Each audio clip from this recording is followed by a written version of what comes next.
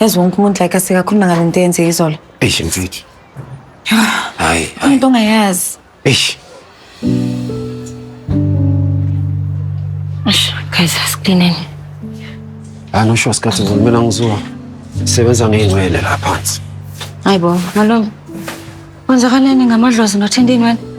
Sikhathi ebole. Ubuntswembu sebudlulile. Wayile shampoo. Nomani. Inuka njenge-hair remover mos. Yazi ngenza iphutha elikhulu kabi nje ngokuthenga lama product. Kumele ahambe nje.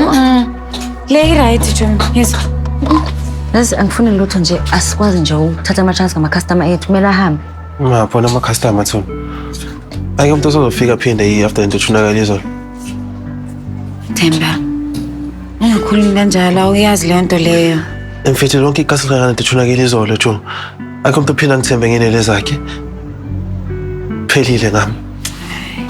Eish Themba. Meskin bafethu kumele sibonane noma ngothoba yakuthola.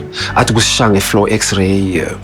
Mhlawumbe uzodecide ukuthi sithi kunswinye imbuzi noma imvu. Sikezeni man. Ngizowathi understand. Hayi Damos inkinga zethu sifuna inkomo. Ngibuze kancane. Mhlawumbe prophet or umfundisi something. Ukwazi ukubuhle.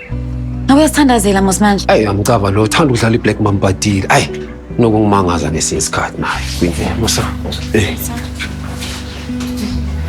Anisha. Yebo. Usizwe njani? Messenger, ama-product ama-write-off, ama-client nje clearly awuna confidence kuthina.